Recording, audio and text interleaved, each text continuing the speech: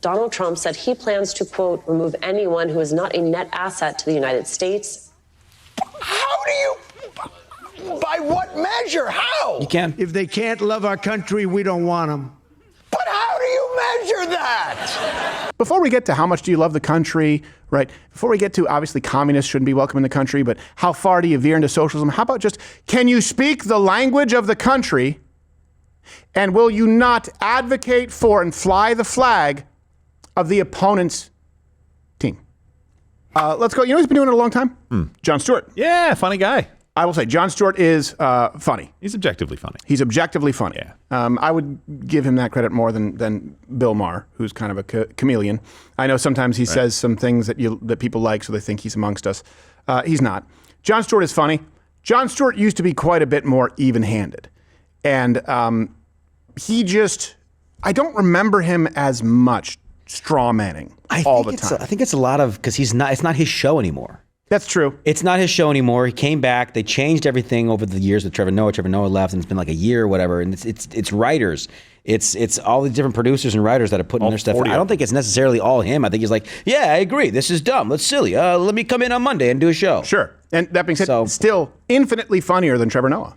Yeah, definitely. I was watching clips earlier, and I'm just laughing like, man, he's so wrong, but the way he said it was funny. He's very funny. Two things can be true.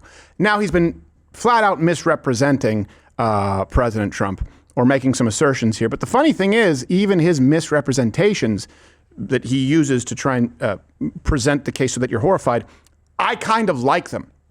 So President Trump's sort of attention towards third world immigration, right? That's been a big topic. And Jon Stewart is not happy about it.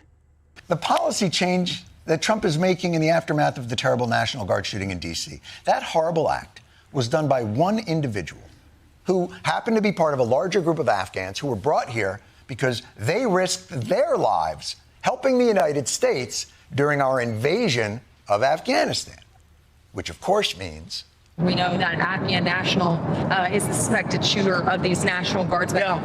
They people that shouldn't be in our country, that's right. So you announced that asylum. And that includes Somalians and it includes plenty of others. Did you just Somalia, Afghanistan? Because of this one Afghan, all Afghans are suspect, and also Somalians. He did to Somalia and Afghanistan exactly what he did to the reporters on the plane. You're banned from this country because of one terrible thing that one of you people did. You too! What? So you mean if you're a dick, your crime is you don't get to ride on Air Force One? I'm okay with it. It's time for Claim Truth.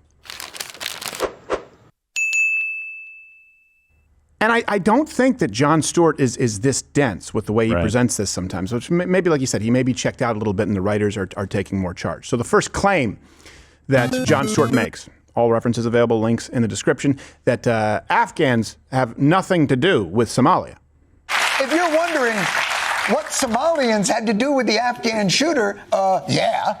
What do the Somalians have to do with this Afghan guy who shot the national? Nothing, but Somalians have caused a lot of trouble. They had nothing to do with it. Just reminded me that there are other groups I also don't like. Didn't refute it. I don't see color. I just hate all of it. So our entire immigration system is now going to be based around the principle that if even one person from your ethnic or religious group up, you all got to go. And a screening process that can't tell the difference. How do I know it can't tell the difference? Your DOJ IG Can you tell the similarities, John? that there was thorough vetting by DHS and by the FBI of these Afghans who were brought into the U.S. So why do you blame the Biden administration? Because they let them in. Are you stupid? Are you a stupid person? And you're just asking questions because you're a stupid person. See, that question was not a stupid person's question. No, but your assertion here is really pretty stupid. And here's the funny part is they're twisting themselves into knots because you're going, oh, just they have nothing in common, so it must be a race thing. Well, hold on a second. Don't you have to defend Islam and say it's a religion of peace? Because the commonality here is actually an ideology that has yielded the same results or similar results across these countries. What's the common denominator? Now, can we cross-reference that with the entire Islamic world? Because here's the truth. There are a ton of similarities. Let me give you a few. Both countries are hotbeds of fundamentalist Islamic terrorism. I think you already knew that. Both countries have had decades-long constant war. Also, both countries have no accurate record keeping and inbreeding. Yeah, that's another commonality. In Somalia, it's about 49%. Afghanistan is 46%. And by the way, the data is plus or minus 3% because they don't keep accurate records. And they're all incested. Yeah, half. They don't know how to. Half. Both countries, half of their people are inbred running into each other. Okay? Along with all the terrorism, along with genital mutilation, along with just being a hotbed of no human rights. Also, both countries have similar taste in women. Explains why they're running into each other. And both countries really hate Army Rangers. But that one, that's true. Hey, looky there. That's a little Firestein action. Let's go Josh on. is one boner. For me. Let's go on to his next claim that, and this is something the left always does, they try and act like there's no way to tell which immigrants will actually be good for the United States. Okay? The question relates to, can any free society create a 100% foolproof system for immigrants or for its natural citizens? Get close. I mean, what criterion will we use now? Donald Trump said he plans to, quote, remove anyone who is not a net asset to the United States. How do you, by what measure? How? You can. If they can't love our country, we don't want them. But how do you measure that? What, if they stand at the border on a scale of to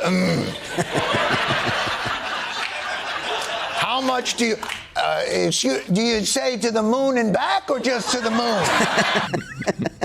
Okay, that's funny. It's silly. But he's wrong. Here's the truth. You can't determine how much they love the country, but I would say this. There are some immediate disqualifiers. For example, a third of Somalians don't speak English at all. And according to Pew, 37% of those who are naturalized citizens, they speak English less than very well, meaning naturalized citizens who are actually able to vote. 37%, more than a third, don't speak English well enough to function. Doesn't that count? Let me ask you this. If you're invited to, because I've heard Jon Stewart say this is still a great country, right? And these people want to come here. They're fleeing their countries. They want to come to this great country. So think of the United States as a great party. Think of it that way. That's how he's kind of portrayed it. Someone invites you to a dinner party and says, hey, by the way, if you want to come, there's a dress code. You have to wear a jacket. If you show up naked, wouldn't that signify that you don't really value being admitted into that party? If they establish rules and said, well, these are the rules. If you want to come here, if you really want to be a part of this, this is what you have to do. And you decide not to. Tells me there's no commitment on your part to be a part of that party. The United States, we have an official language. That's also why the left fought having an official language. How about this? If you need to take your naturalization oath with an interpreter, you are walked right out to an ice truck. How about another one? Hey, so speak the language.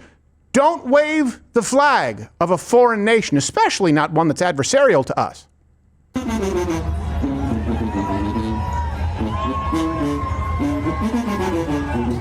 Who carries a tuba?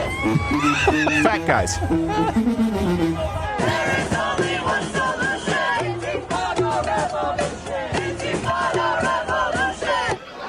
That's a Holocaust. Assalamu alaikum. Somalia. Go back. Somalia. We just saw that guy in a Photoshop.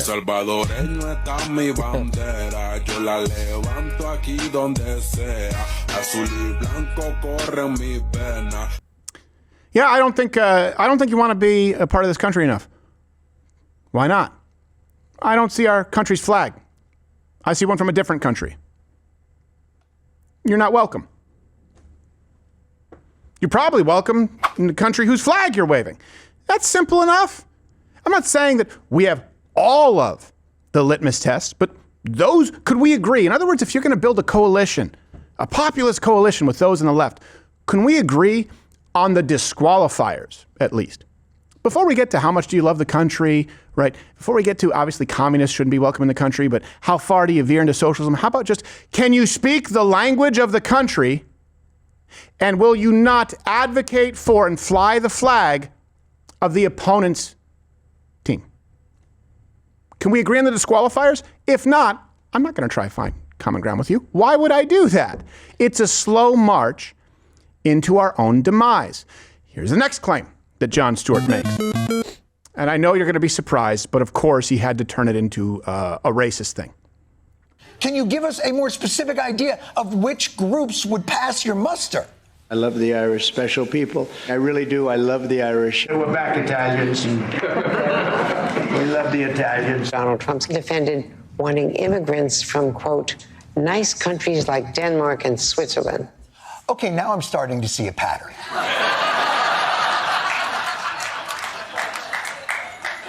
I'm sure it's only in my head. Refugee admissions into the country right now are essentially at zero, with the exception of Afrikaners fleeing persecution in South Africa. So one horrific act by one Afghan means all Afghans are suspect. But we now welcome with open arms all Afrikaners. Because, I mean, really, what have white South Africans ever done to anybody? Kind of helped build the country, but here's these the ones truth. Nothing. Yeah, no kidding. Yeah, and these people have certainly, they haven't committed misdeeds, but here's the truth. It goes right back to what you were saying. How can you tell they love the country? Well, Afrikaners are actual refugees. Now, the argument can be made that they should go to a nation that's closer, and I understand that. That's probably a legitimate argument to make. But let's not act as though the Afrikaners who show up here speaking this language, who are fleeing actual persecution, are similar to those running for office as Somalis waving the Somali flag. When we see the Afrikaners get here and show this kind of gratitude, I think they actually want to be here in America. Let's see if you can guess why. Look at that.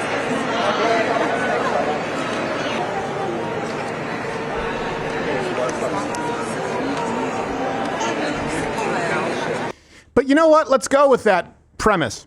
And by the way, race is relevant here. You know why it's relevant? Because in South Africa, they are being persecuted exclusively because of their race. Okay? So let's go with that. Oh, it seems like he likes white immigrants. You know what? Yeah, that'd probably be a preference. For the same reason that you live in Colts Neck, New Jersey, John, 84% white. What? This is coincidence. Yeah, just a coincidence. They got great sandwiches there. Yeah. For sure. You just happen to pick that? The same thing with Piers Morgan. The same thing with all these people. Like, oh, why does it matter? I don't know. You first. Why does it matter to you? Now, to me, they're waving the flag. I've made the case in the past, and I know some of you disagree. When you look at Cuban immigrants who fled the Castro regime, they come here. You would see so many American flags in Little Havana at one point in time that it was like the 4th of July every single day. So I would include them. Same thing, people who fled the USSR at one point in time. They wanted to be here. Afrikaners want to. It's the American flag. How many American flags versus Somalian flags? Yeah. I don't think this is hard, and I think it's okay. And I think the American people are tired of being browbeaten by people like you for wanting exactly the way you choose to live, which is in a safe area that's largely homogenous with people who have shared values in a high-trust society. But his conclusion is Trump just wants to make America almost as white as Jon Stewart's neighborhood. If you're not part of Trump's group, you have no margin of error in this country.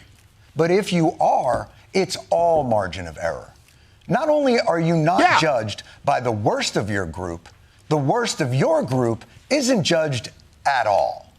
And to anyone who thinks that Trump's third world immigration crackdown is really about national security and is not just an opportunity for a USA complexion correction, I have but one thing to say to you. Are you stupid? Are you a stupid person? So let's break that down here, because I kind of agree. He says, if you are a part of Trump's group, it's only margin of error. But if you're not a part of his group, there's no margin for error. Well, we know what President Trump's group is. It's America first. More so even than political party. It's MAGA. He coined that. Let's just operate off of that premise. So President Trump's group is America First.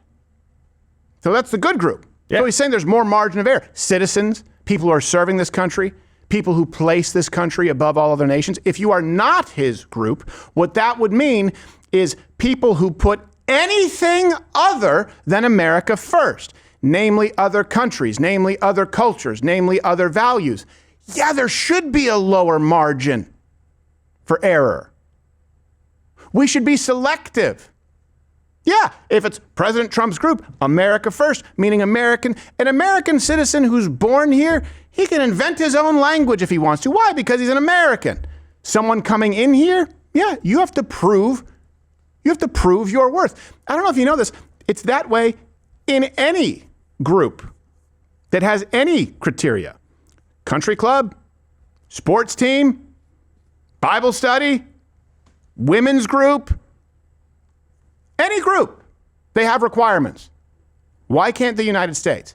We're not asking for requirements that are as stringent as, the requirements in Jon Stewart's neighborhood selection. But you know what? How about just in the ballpark? How about just in the ballpark to making the United States, making the requirements look similar to the wants that Jon Stewart has in how he lives his own life? Because here's the thing. That's all any other Americans want. Jon Stewart already has it.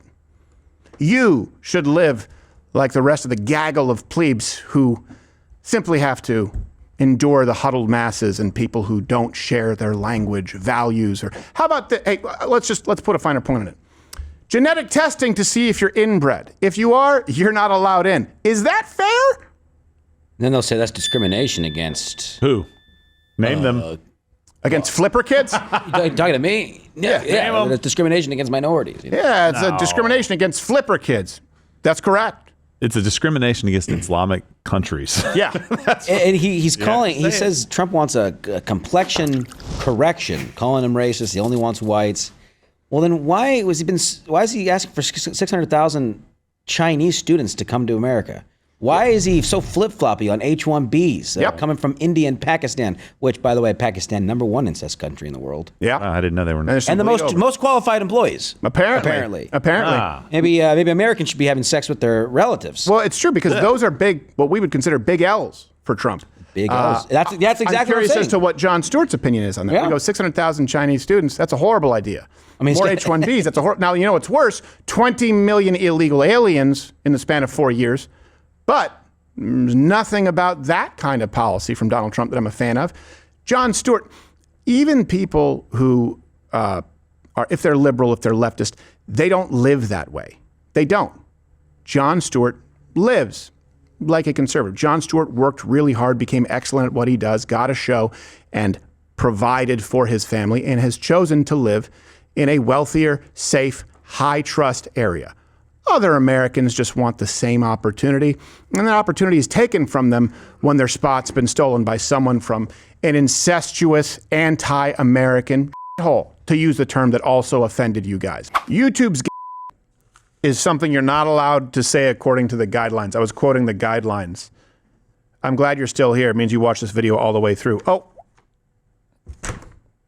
it says here that Rumble, where you can go follow my channel, lets you say pretty much anything, provided it's not illegal. That reminds me of, what does it remind me of? Oh, yeah, YouTube, pre-2015. Go on and follow me there. I'm live, 11 a.m. Eastern, weekdays. Don't call YouTube a well, it's just a different way of saying it's